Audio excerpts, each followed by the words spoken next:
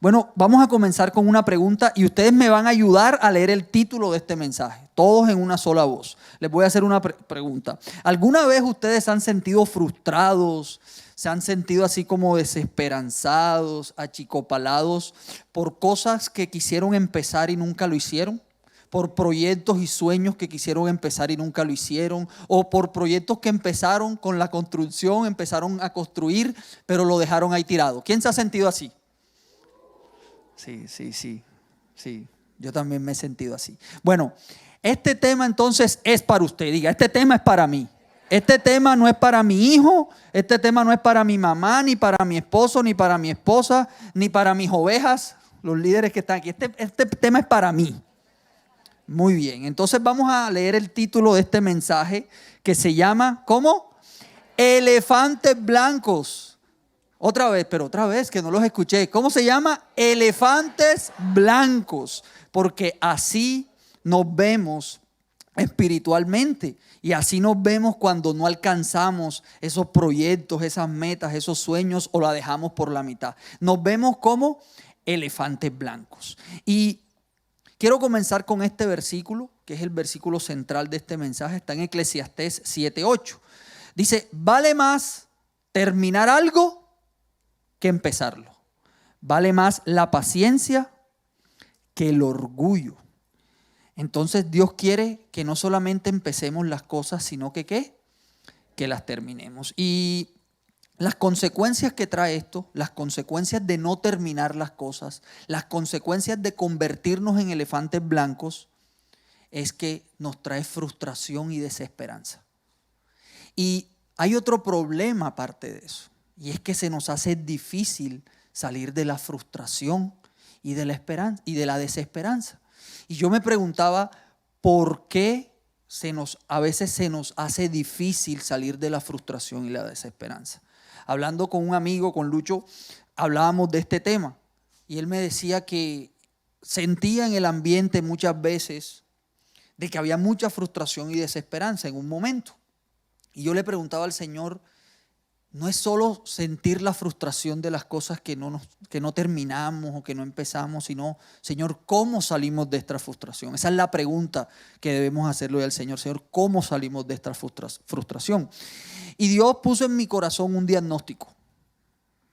Dios puso en mi corazón un diagnóstico que quizás nos pueda ayudar hoy a reconocer o a descubrir por qué en nuestro corazón muchas veces hay frustración y hay desesperanza. Y es porque soñamos, Dios pone cosas en nuestro corazón, pero a veces nos quedamos en el inicio. O comenzamos a caminar, empezamos a construir, pero lo dejamos todo por la mitad. Y eso deja eso es un knockout para nuestra fe. ¿Y por qué? Porque piensen que hay un camino. Estas 3 sillas que están aquí son un camino. Y ese camino tiene etapas. Hay una primera etapa, una segunda etapa y una tercera etapa del sueño, del proyecto, de lo que Dios puso en nuestra vida para construir. Entonces yo voy a invitar a un amigo, el amigo Carlos Alvis. Un aplauso para Carlitos, por favor. Él, nuestro actor hoy se va a llamar el constructor. Así que por favor diga, bienvenido constructor. Muy bien. Siéntese, mi amigo constructor. Entonces este constructor siente ahí en su corazón un proyecto.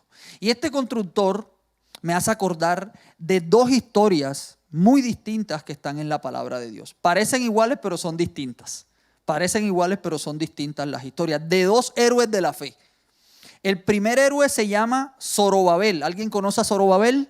Alce la mano quien conoce la historia de Zorobabel. Bueno, los que no conocen la historia de Zorobabel, y el segundo es Nehemías. ¿Quién conoce la historia de Nehemías?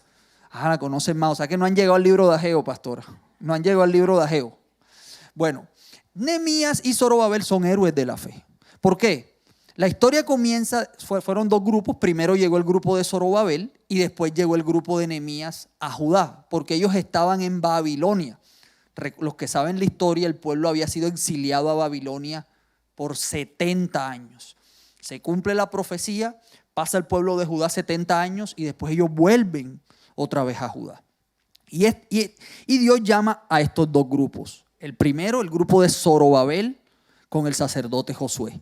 Ese grupo iba a reconstruir el templo, porque el templo estaba en ruinas. ¿Se acuerdan la gloria del templo de Salomón? Bueno, ese templo estaba en ruinas. Y después viene el grupo de Nehemías. Nehemías era el copero del rey en ese momento. Y en ese momento él siente en su corazón que debe ir a Jerusalén, porque él se preocupa cómo está la gente allá en Jerusalén. Y le vienen con noticias devastadoras, le dicen la gente allá está muy mal, las murallas están en ruinas. Y Dios pone en su corazón un sueño. ¿Cuál era el sueño de Nehemías? Reconstruir las ruinas de las murallas. Y Dios pone el sueño en Zorobabel. ¿Cuál era el sueño de Zorobabel? Reconstruir el templo. Reconstruir el templo. Pero las dos historias parecen iguales, los dos regresan, pero son distintas porque uno, Nehemías, pudo construir la muralla, el otro no. El otro tuvo que Dios mandó un profeta para que el profeta le dijera, bueno, puy el burro, no han hecho nada, no han hecho absolutamente nada. Entonces, vamos a hablar hoy de cómo Nehemías y de cómo Zorobabel tuvieron que planificar para poder construir o para poder cumplir ese sueño o ese proyecto que Dios los llamó a hacer. Y ahora pensemos en nuestra vida. ¿Qué proyectos, qué sueños, qué cosas ha puesto Dios en nuestro corazón y las tenemos ahí en stand-by? Las tenemos ahí como, no he comenzado. O la empezaste, pero las dejaste tiradas. ¿Alguien le está hablando el Señor en esta mañana? Bueno, entonces comencemos con la primera etapa. La primera etapa de este camino es la etapa de la planificación o una etapa preliminar. Y a mí me encanta esta etapa de planeación porque aquí en esta etapa de planeación suceden muchas cosas y esas cosas tienen consecuencias al futuro. Por eso es muy importante esta etapa de planificación. Yo les voy a mostrar primero unas fotos. Si nuestros amigos de producción nos ayudan con estas fotos. Cosas que soñaron, cosas que planificaron, pero que quedaron por la mitad. Por ejemplo, miren esta construcción. Miren esta construcción, quedó ahí. Esa construcción fue un sueño, pero quedó por la mitad. Miren lo otro, miren lo otro, miren la otra foto. Por ejemplo, miren, los hinchas de Millonarios tienen el sueño de crear su propio estadio, tipo Santiago Bernabéu, hotel, centro comercial. Pues eso quedó ahí en plano. Eso nunca se ha dado, nunca se dio. La otra foto, por ejemplo, miren esta. Este edificio iba a ser el edificio más alto de Latinoamérica. Aquí en Colombia, en Bogotá, quedó por la mitad. O sea, mentira, quedó en plano. Eso quedó en plano. Y la otra foto, vean esto. Eso iba a ser una universidad. No voy a decir quién porque de pronto van a decir, ay, yo, no. Eso iba a ser una universidad. Bueno, ahí quedó la universidad, miren. Ahí quedó la universidad. Quedó por la mitad. Y así espiritualmente nos vemos cuando nos convertimos en elefantes blancos. Eso es espiritualmente lo que en el mundo espiritual se ve cuando nosotros queremos comenzar algo y no lo hacemos, o cuando queremos construir algo y lo dejamos por la mitad. Y en esa primera etapa hay muchas cosas que tenemos que hacer. Tenemos que planificar. Y eso fue lo primero que hizo Nehemías. Nehemías tuvo ese sueño, oró, ayunó y empezó a contarle los sueños que él le tenía a Dios. Y Dios le confirmó. Dios le dijo, ese sueño que yo he puesto en ti, eso es lo que yo quiero para ti. Y él va y ayuna y le pide permiso al rey para poder ir a Jerusalén a ver cómo estaba la situación allá. Y efectivamente llegó a Jerusalén y vio las ruinas de las murallas. Estaban las murallas, escombros en las murallas. Pero ¿qué hizo él primero? Inspeccionó. Nehemías inspeccionó y se fue en la noche. No le dijo nada a nadie. Se fue con sus hombres de confianza. No le dijo a los líderes judíos, no le dijo a los sacerdotes. Él fue e inspeccionó cómo estaba la situación, cómo estaba la muralla. Y eso es lo primero. ¿Qué hizo Nehemías? Iglesia, planificó. Planificó, empezó a ver cómo estaba la situación, cómo podían empezar a construir las murallas, cómo él empezó a pensar también en sus constructores y en la familia de los constructores. Ahí lo pueden ver en Nehemías 2, Nehemías 1 y 2. Nehemías le dijo a las familias: necesito que ustedes vivan cerca de la muralla, cerca de sus trabajos, porque después se cansaban, no podían vivir tan lejos. Eso también hacía ver el sentido de pertenencia que ellos iban a tener al construir la muralla. Entonces puso a las familias a vivir cerca de la muralla, cerca de su construcción, cerca de su trabajo, para que no se desanimaran. Entonces Nehemías empezó a planificar. Lo segundo que hizo Nehemías, y que es lo que hacemos en esta etapa, en esta primera etapa, es que en esta etapa le empezamos a contar a Dios cuáles son nuestras intenciones en ese sueño, en ese proyecto, cuáles son mis intenciones. Y ¿cuál era la intención de Nehemías? Supongo que Nehemías tenía muchas intenciones. Él era judío, amaba su tierra Israel. Pero ¿cuál era la intención principal de Nehemías? ¿Cuál era? Claro, reconstruir las murallas, pero también para que Jerusalén no fuera presa fácil de sus enemigos, porque si tenía las murallas abajo, Jerusalén iba a ser presa fácil de sus enemigos. Entonces, la intención de Nehemías al reconstruir las murallas era que Jerusalén no fuera presa fácil para sus enemigos. Entonces Dios, resguardarlos. Y Dios nos pregunta en esta etapa sobre nuestras intenciones. ¿Cuáles son las intenciones que nosotros tenemos en esa planificación, en ese sueño que queremos empezar? Entonces planificamos, inspeccionamos. Lo segundo, Dios nos mira ¿qué? Nuestras intenciones. También en esta etapa vemos que hay acuerdos. Nosotros tenemos que llegar a acuerdos con Dios. Y mire lo interesante de esta historia de Nehemías, Nehemías capítulo 2. No vamos a leerlo todo porque en realidad da para leer todos los capítulos, pero por tema de tiempo les voy contando la historia y ustedes en su casa lo pueden repasar. Entonces Nehemías va, inspecciona, y cuando ya dice: tengo esto es lo que voy a hacer, la familia las voy a poner así, todo lo planea, lo planifica, estas son mis intenciones, todo. Va y habla con el pueblo. Ahí sí va y habla con los líderes judíos y habla con los sacerdotes y le cuenta todos los planes que Dios puso en su corazón y que quiere hacer para Jerusalén, que es reconstruir las murallas. Él les explica por qué él quiere reconstruir las murallas. Se puso de acuerdo y dice la palabra que de inmediato ellos dijeron: sí, reconstruyamos la muralla. Dijo: sí, reconstruyamos la muralla. Hubo unos por ahí que no estuvieron muy de acuerdo, pero ahora hablamos de eso. Entonces llegaron a un acuerdo. Y así tenemos nosotros que llegar a un acuerdo con Dios. Porque en esta etapa Dios va a empezar a pedirnos cosas. En esta etapa Dios nos va a empezar a decir: bueno, yo hago mi parte y yo me pongo de acuerdo contigo, pero tú tienes que hacer tu parte. ¿Cuál es la parte que nos toca hacer? ¿Cuál es la parte que nos toca hacer? Caminar por fe. ¿Qué debemos entregar en esta parte? Porque a veces Dios nos pide cosas que dejemos, nos pide cosas de pronto que no nos gusta. Entonces hay que ponerse de acuerdo en esta parte con Dios. Otra cosa que sucede en esta etapa preliminar o de planificación es: ¿dónde quiero yo hacer mi proyecto? ¿Dónde quiero yo hacer mis sueños? Porque muchas veces tenemos una frase y es: donde Dios me ponga. Esa frase me da como agriera aquí, como cada vez que escucho esa frase. No, donde Dios me ponga, Carlos. Es como si tuviera acidez ahí en el estómago. Porque eso es una frase típica de un elefante blanco. O sea, cuando uno dice: donde Dios me ponga, créeme que allí va a vivir un elefante blanco. ¿Por qué? Porque no hemos planificado. ¿Por qué? Porque no hemos llegado a acuerdos con Dios. Entonces, ¿cuál fue el lugar donde Dios llamó a Nehemías? ¿Cuál fue el lugar? Jerusalén. Allá fue el llamado de Nehemías, allá fue. Entonces, eso es lo que nosotros tenemos que decirle al Señor: Señor, ¿dónde vas a hacer este proyecto? ¿Dónde va a ser este sueño? Porque a veces decimos: no, queremos irnos para Estados Unidos. ¿Y cuándo? No, cuando Dios quiera. ¿Ya sacaste el pasaporte? ¿Ya ahorraste para los 270,000 que vale el pasaporte, los 240,000? Están pensando en visa y todavía no tienen pasaporte. Y tranquilo que esa no la niegan, el pasaporte no lo niegan. ¿Cierto? O no, queremos casarnos.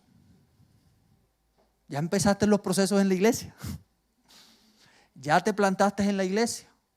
Entonces, todas esas cosas hacen que esta etapa de nuestra vida, todas esas cosas que a veces no nos damos cuenta, nos desvían de ese propósito que Dios tiene. Y esta etapa tiene unos enemigos. Esta primera etapa tiene unos enemigos.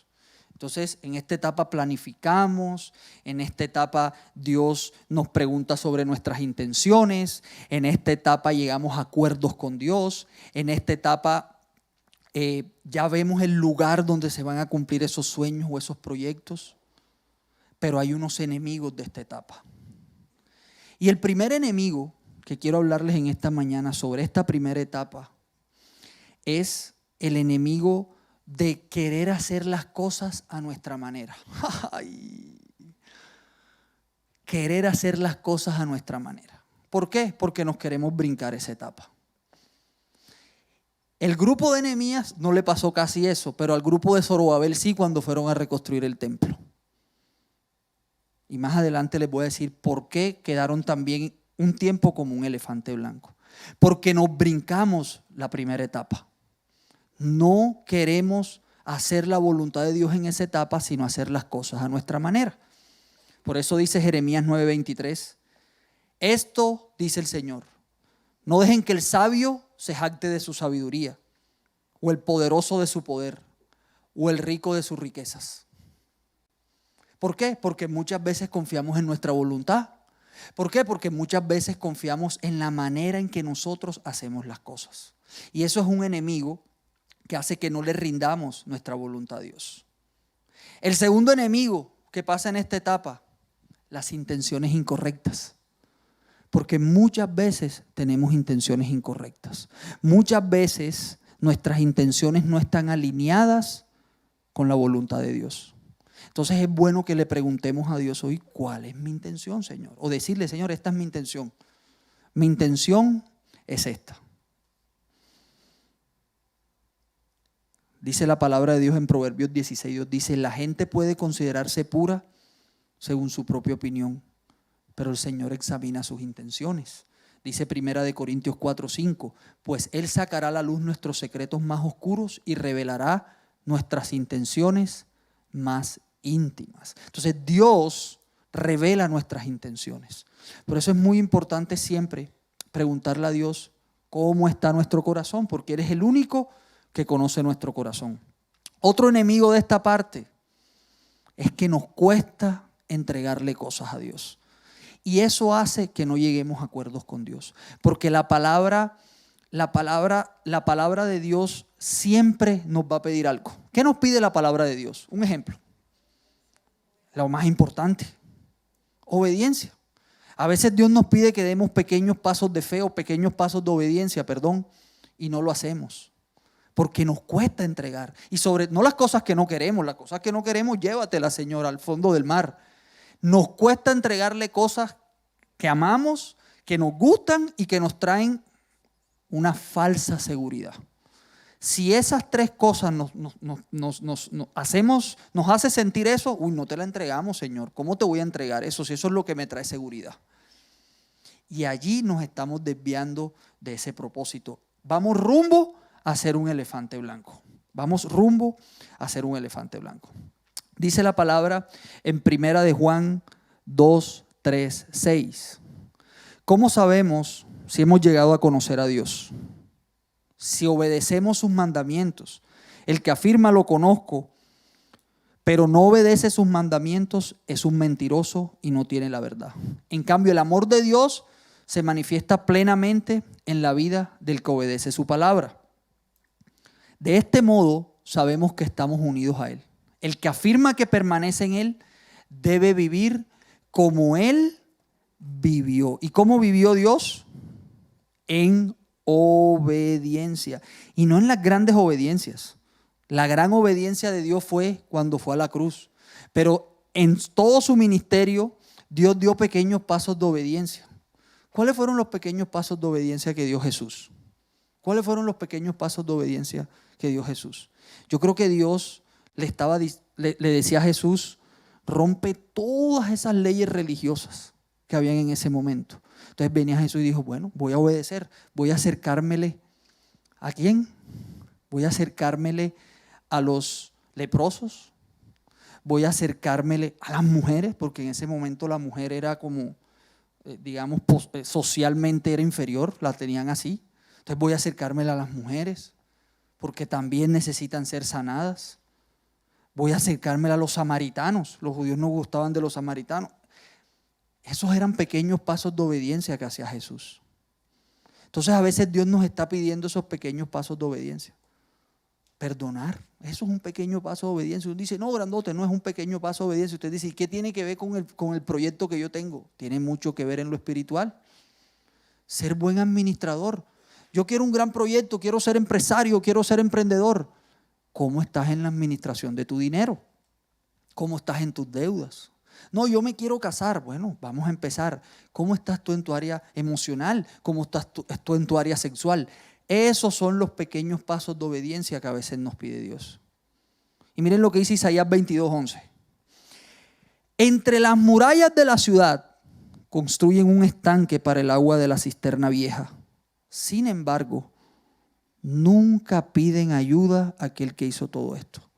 Nunca tuvieron en cuenta a aquel que lo planificó hace mucho tiempo. Entonces muchas veces no tenemos en cuenta a Dios cuando queremos estar planificando en esta etapa. Entonces, por eso vivimos frustrados y desesperanzados. Entonces yo después volví a hablar con Lucho y le dije, amigo, creo que ya encontré un diagnóstico por qué nosotros, esta generación, vive frustrada y desesperanzada. ¿Por qué? Porque nos cuesta planificar. Porque nos cuesta llegar a acuerdos con Dios. Todo lo que compite con Dios es carne. Todo. Nuestra carne siempre va a competir con Dios. Siempre va a competir con Dios. Nos cuesta muchas veces entregarle cosas a Dios. Nos cuesta muchas veces. Nos cuesta ser sincero con Dios y decir cuáles son mis intenciones. Entonces, eso hace que muchas veces nos frustremos. Y en esta etapa, quiero decirles que quedamos como el estadio imaginario de Millonarios. O quedamos como el edificio imaginario que nunca se hizo. Quedamos en plano porque somos indisciplinados, porque no nos gusta planificar, no nos gusta que se nos metan en el rancho. Pero viene una segunda etapa. Entonces nuestro constructor Nehemías fue súper juicioso. Y empieza la construcción y entra la segunda etapa. Y aquí está la segunda etapa de nuestro constructor. Y ya nuestro constructor empieza a construir. Entonces Nehemías, a pesar de todo, él empieza a construir. La gente estuvo de acuerdo con él, los líderes, los sacerdotes. Hubieron unos enemigos que no estuvieron tan de acuerdo. Y ahora les digo por qué. Pero empezó la construcción de Nehemías en las murallas. Empezaron a construir las murallas, empezaron a poner puertas, los cerrojos de las puertas, empezaron a reconstruir los muros. Eso ustedes lo pueden encontrar en Nehemías 3. Entonces aquí en esta etapa se supone que ya hemos llegado a un acuerdo con Dios. Entonces llegamos a un acuerdo con Dios. De toda la etapa de planificación, llegamos a un acuerdo con Dios. Señor, voy a obedecer lo que me mandaste a hacer, voy a sacar el pasaporte, voy a empezar a ahorrar, voy a empezar a pagar las deudas, voy a empezar a capacitarme. Quiero ser emprendedor, voy a empezar a capacitarme, ¿sí? Voy a entregar lo que tú me dijiste que entregara. ¿Qué necesito entregarte hoy, Señor? ¿Qué es lo que estoy ahí debatiendo contigo y me pongo en un ring de boxeo contigo porque no quiero entregarlo? Quiero empezar los procesos en la iglesia. ¿Qué tal? No oigo. Plantarme en la iglesia. Ir al encuentro. Todo eso ya llega a un acuerdo contigo, Señor. Por eso dice Mateo 18, 19, 20. También les digo, si dos de ustedes se ponen de acuerdo aquí en la tierra con respecto a cualquier cosa que pidan, mi Padre que está en el cielo la hará. Pues donde se reúnen 2 o 3 en mi nombre, yo estoy ahí entre ellos. Entonces empezó ahí la construcción.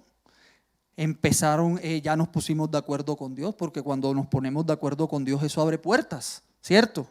Eso abre los cielos cuando hay Es más, hay una prédica de la pastora Rosalba que se llama El Poder del Acuerdo. Véanla, ahí está en YouTube. Y habla sobre eso, sobre el poder del acuerdo que abre los cielos y que abre puertas. Pero hay unos enemigos en esta etapa. Hay unos enemigos. Nehemías tuvo unos enemigos de la construcción de las murallas. Zorobabel también tuvo unos enemigos de la construcción del templo. De hecho, Zorobabel fue enemigo también. Y ahora les digo por qué. Entonces, los enemigos de esta etapa, ¿cuáles son? La primera, querer construir sin planificar. Y eso es clásico de esta generación. Yo estoy en ejecutivos grandes y eso es clásico. Empezar a construir y no planifican. A la de Dios. Hágale lo que salga. ¿Eso hizo Nehemías? No, Nehemías no hizo así. Rápido, rápido, que el negocio se va a ir, rápido, tienes que buscar rápido. Nehemías no hizo eso. Rápido, que los enemigos se nos van a morir. No, Nehemías fue, Nehemías pensionó en la noche. Nehemías vio que había muchos escombros, no podía construir con esos escombros ahí. Obviamente él tenía que quitar esos escombros. ¿Qué escombros hay que quitar en nuestra vida hoy? Para empezar una verdadera construcción de lo que Dios nos mandó a hacer. Nehemías vio los pros, vio los contras y así decidió ejecutar. Dice Lucas 14, 29, 30. Si no hace primero un plan, primera etapa, empezará a construir el edificio, pero no lo podrá terminar. Y todos se burlarán de él. Dirán, ese hombre empezó a construir el edificio, pero no fue capaz de terminarlo. Qué tremendo, ¿no? Qué tremendo, porque eso es lo que hace el enemigo. Se empieza a burlar de ti. Cuando quedamos como elefantes blancos, se empieza a burlar de nosotros. La frustración se empieza a burlar de nosotros. Y te empieza a decir, ¿y eso que eres cristiano? No. La desesperanza empieza a decirte, todo está mal. No, todo está mal. No, los gobiernos de izquierda, no, Petro, no. No, que no. Y esto es un año espiritualmente bien denso. Y el que tenga oídos para oír, que lo oiga. Porque esto es un año que ataca mucho esos enemigos de la desesperanza. No, otra vez los mismos. No, eso no hay trabajo. No, entonces, ojo iglesia. Otro enemigo de esta etapa. Cambiar las prioridades por lo urgente. Entonces, cambiamos lo importante por lo urgente. Entonces, eso le pasó a nuestro amigo Zorobabel y su grupo. Ellos iban a reconstruir el templo y hubo un momento en que el templo quedó ahí, como una de esas fotos que vimos ahorita. Quedó el templo ahí y Dios, yo imagino a Dios allá en el tercer cielo. ¿Qué hago? Ageo, ves y háblale a esta gente y dile lo siguiente. Y miren lo que dice Ageo, capítulo 1, versos 4 y 9. Entonces el Señor envió el siguiente mensaje por medio del profeta Ageo.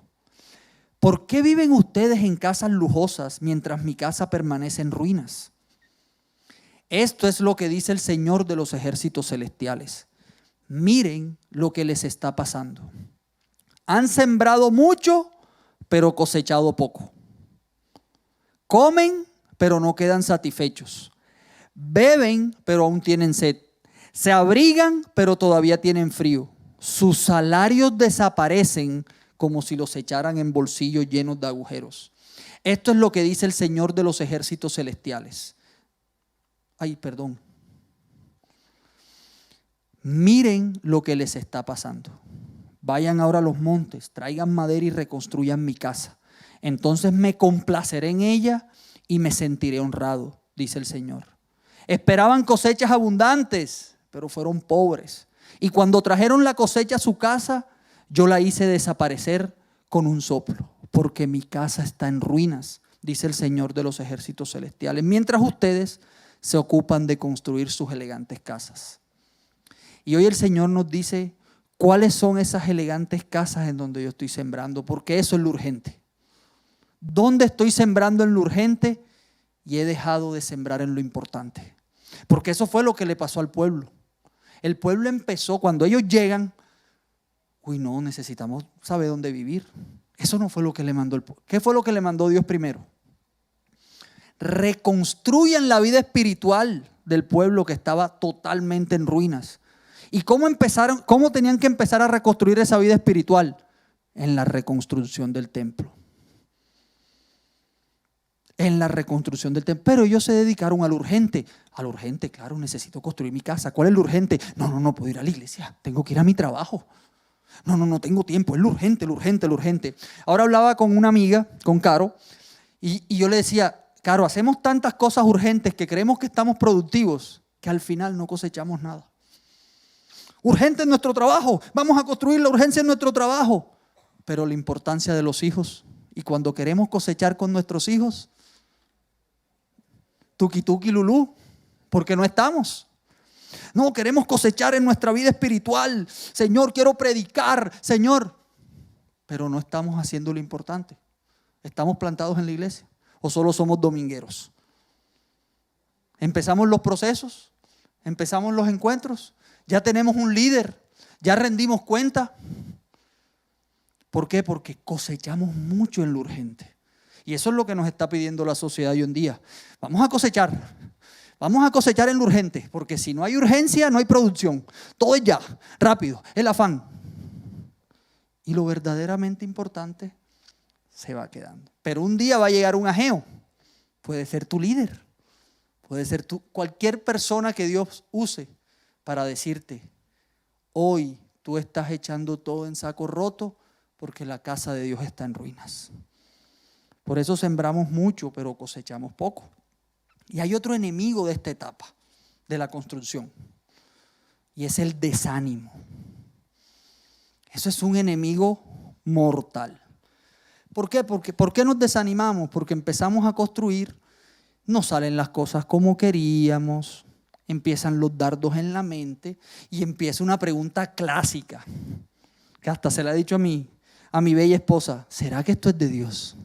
¿Será que hicimos lo correcto? Y empezamos a dejar todo tirado por la mitad. Y ahí nos vamos convirtiendo en elefantes blancos. Y eso fue lo que le pasó a los constructores de Nehemías. Yo le dije que Nehemías había sido un gran constructor, un hombre visionario, planificador, era un hombre top. Pero miren lo que dice la palabra, Nehemías 4, del verso 10 al 12. Entonces el pueblo de Judá comenzó a quejarse, pero esta iglesia no se queja, no, aquí no hay nadie que se queje. Los trabajadores se están cansando y los escombros que quedan por sacar son demasiados. Ya empezó el desánimo. Jamás podremos construir la muralla por nuestra cuenta. Mientras tanto, nuestros enemigos decían: antes de que se den cuenta de lo que está pasando, caeremos encima de ellos. Los mataremos y detendremos el trabajo. Los judíos que vivían cerca de los enemigos venían y nos decían una y otra vez: llegarán de todos lados y nos atacarán. Porque a veces el diablo usa personas para desanimarnos, creyentes y no creyentes. Entonces, no vas a construir eso, no, eso no. ¿Para qué estás yendo a la iglesia? Si eso es a perder tiempo allá. No, sí. Empezamos a desanimarnos. Conseguiste trabajo. Esa jefa que tienes, no, yo no estaría ahí. ¿Por qué? Porque empezamos a desanimarnos. Voy a emprender. Pero con este gobierno, vas a emprender con los impuestos. Y empezamos a desanimarnos. Eso fue lo que le pasó al pueblo. A diferencia del grupo de Zorobabel, ellos se desanimaron con el templo. ¿Por qué? Porque ellos querían lo urgente. Pero Nehemías tenía una diferencia. Nehemías era de convicciones firmes. Y Nehemías llegó y dijo: no, Señor, aquí nadie se va a desanimar. Vamos, el gozo del Señor es nuestra fortaleza. ¿Cierto? Así dice la palabra. El gozo del Señor es nuestra fortaleza. Bueno, lo dijo Nehemías. Así que vamos, manos a la obra. Vamos a construir esas murallas. Tenemos que terminar esas murallas. Y dice la palabra que con una mano construían y con la otra tenían la espada lista para ver cuándo atacaba el enemigo. Y así terminaron de construir la muralla. Así terminaron de construir la muralla. Y tenemos nuestro amigo constructor. Ya acaba de construir, quiero decirles que él es arquitecto. Bueno, y pasa la tercera etapa. Terminan de construir la muralla y llegamos a la tercera etapa donde todos los sueños se cumplieron. Llegaste a la meta quizás, ya tienes todo construido. En el caso de Nehemías tenía ya la muralla construida, pero habían unos enemigos de esa construcción. unos enemigos que estaban desanimando al pueblo. ¿Quién desanimaba al pueblo, a los constructores de Nehemías? Tobías, Sanbalat y Gesem el árabe, los tres. Los tres querían desanimar. Y muchos de nosotros quizás tengamos Sanbalat, Tobías y Gesem. Y si tú dices, no los tengo, usted es el Tobías de alguien. Usted es el Sanbalat de alguien. Entonces hay que pedirle perdón a Dios por eso. Porque desanimaban al pueblo. Ellos eran los que decían, uy no, construcción, por favor, se burlaban. Decían, es más, una zorrilla puede caminar por esas murallas y se caen. Así decían. Incluso sobornaron a muchos constructores para que dejaran de construir. Tobías se metió, incluso le tuvieron un cuartico en el templo. Ahí en el templo, ven Tobías, entra rápido. Tú me has dado lengua hasta decía nomás, pero ven, entra, tranquilo, ven, aquí está. Cuando Nehemías se dio cuenta de eso, Dios mío, ¿qué está pasando? Porque así pasa con nosotros. Creemos lo que dicen los Tobías, ¿sí o no? Creemos lo que dicen los Sanbalat. Creemos lo que dicen Gesem los árabes. No lo vas a hacer. ¿Y qué hacemos? Sí, tienes razón, no lo voy a hacer. ¿Por qué? Porque la situación está difícil, porque no hay dinero, porque la verdad es que no me siento preparado. Y ahí vamos cayendo y poco a poco nos vamos convirtiendo en ese elefante blanco. Y por último, última etapa, la de la construcción. Construyeron, pero aquí hay un enemigo. Y lo encontramos en Deuteronomio 8. Dice 11:14, dice, sin embargo, ese es el momento cuando debes tener mucho cuidado. En tu abundancia, ten cuidado de no olvidar al Señor tu Dios al desobedecer los mandatos, las ordenanzas y los decretos que te entrego hoy. Pues cuando te sientas satisfecho y hayas prosperado y edificado casas hermosas donde vivir, iglesia, cuando hayas aumentado mucho el número de tus rebaños y tu ganado y se haya multiplicado tu plata y tu oro junto con todo lo demás, ten mucho cuidado. No te vuelvas orgulloso en esos días y entonces te olvides del Señor tu Dios, quien te rescató de la esclavitud en la tierra de Egipto. No nos volvamos en contra de Dios porque es que yo soy el espectacular en los negocios y por mí es que estoy acá arriba. No, es por la gracia de Dios. Y concluyo con esto, iglesia, y vayan poniéndose sobre sus pies. Porque hoy vamos a declarar 2 palabras proféticas para este tiempo. Esto es palabra profética para este tiempo, para nuestra vida, para la iglesia.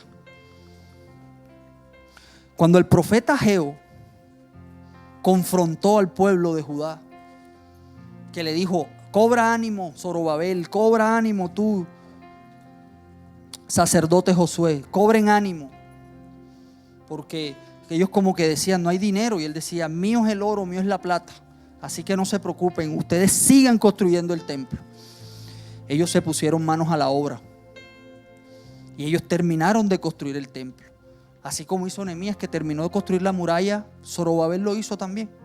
Lo hizo un poquito antes, ya estaba todo el templo construido. Y otra vez Dios le dice a Ageo, ves ahora, háblale otra vez al pueblo y háblale a Zorobabel. Miren lo que le dice al pueblo cuando ya ve el templo construido nuevamente.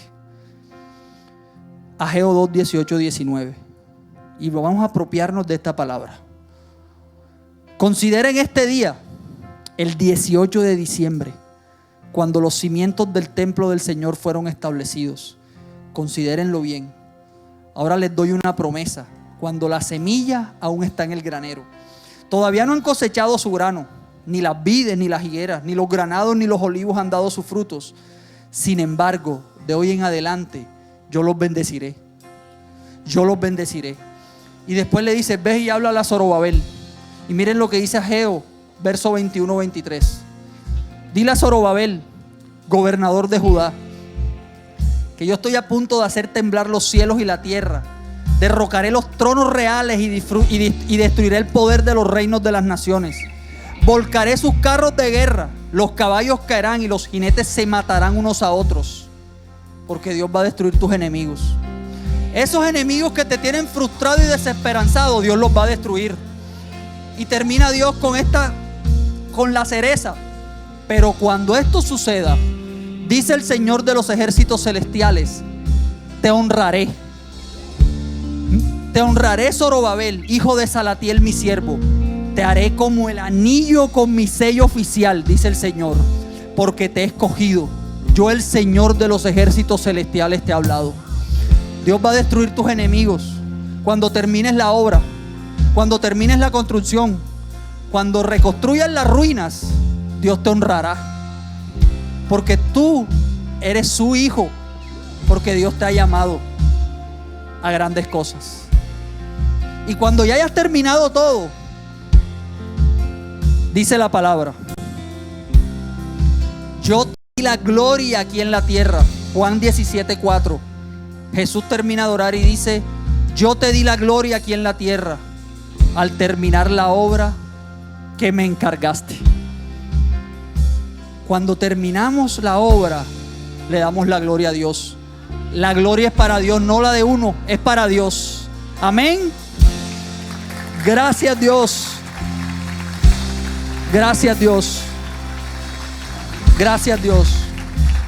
Porque hoy, Señor, tú vas a avivar mis sueños. Vamos, y tóquese ahí el corazón y diga, Señor, aviva mis sueños, Señor.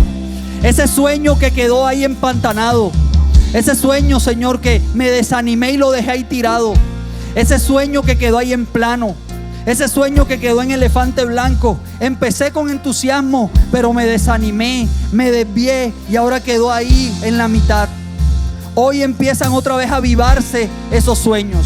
Hoy otra vez empiezan esas ruinas a reconstruirse.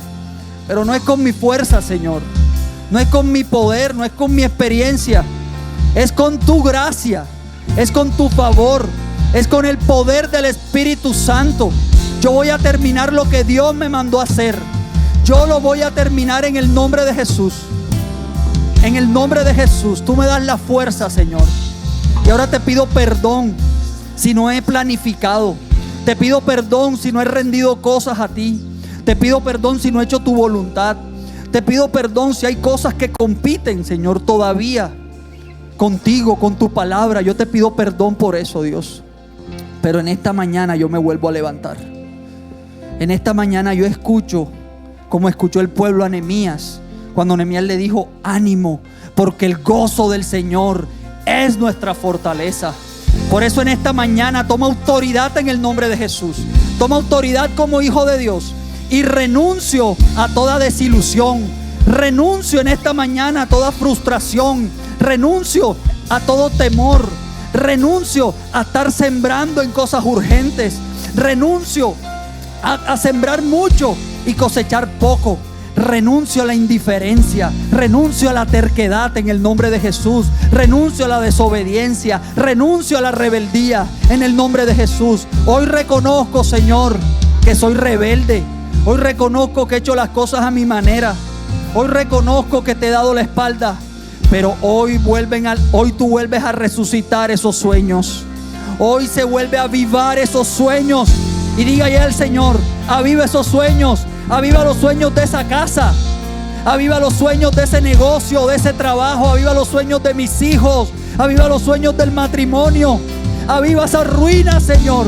Todas esas ruinas que estaban en mi casa, hoy empiezan a reconstruirse en el nombre de Jesús. Todas esas ruinas que estaban allí con escombros, ahora mismo se reconstruyen en el nombre de Jesús. Con poder y restauras las ruinas. Dios, por siempre eres rey. Mi refugio encuentro en la sombra de tu amor.